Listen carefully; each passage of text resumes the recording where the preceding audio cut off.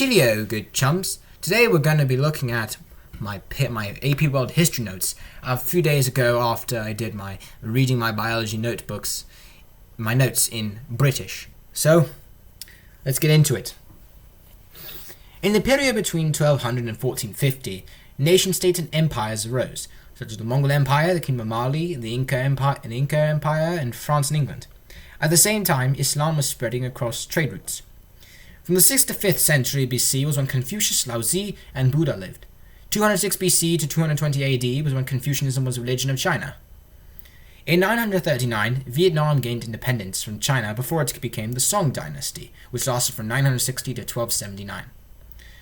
The Srivijaya kingdom in Indonesia flourished from 650 to 1025.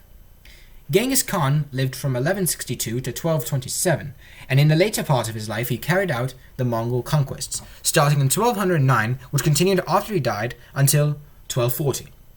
In the 15th century, the state of Malacca was founded and gained riches due to its location on the commercially important Malacca Strait.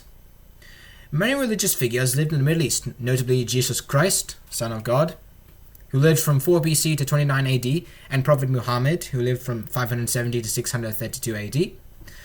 Not long after his death, in the mid-late 7th century, Islam split into Sunni, who supported the Caliph, and Shia, supported Muhammad's nephew-in-law, or son-in-law.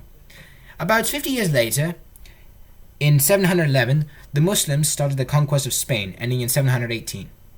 30 years later, the Abbasid Caliphate grew in power, with a Muslim philosophy emerging in the Caliphate, Sufism, in 800 to 1000. In 1099, under the Abbasids' watch, Crusaders took Jerusalem, the holy city. Their claim didn't last long.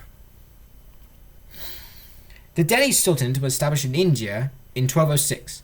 The Abbasid Caliphate was ended in 1258 when the Mongols took Baghdad. The Ottoman Empire was founded at the turn of the 14th century, reaching maximum power in 1500, 50 years after the taking of Constantinople. Europe became a power in the 4th century when Armenia, Aksum, and the Roman Empire adopted Christianity.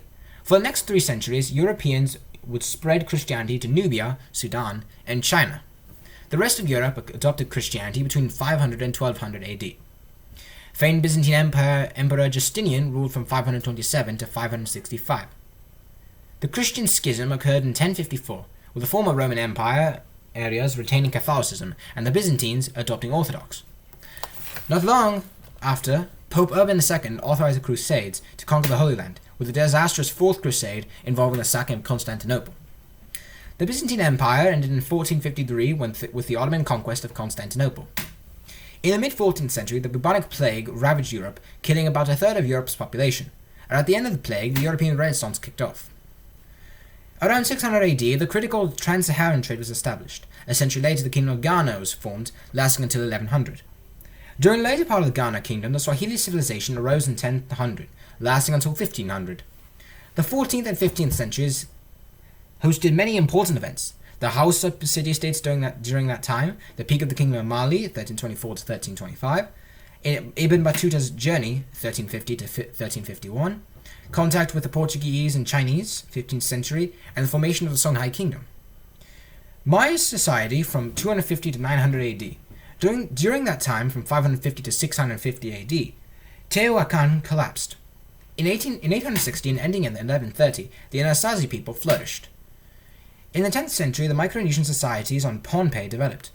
The 11th and 12th century saw the rise of the Cahokia people in North America and the trade of sweet potato from South America to the Oceania.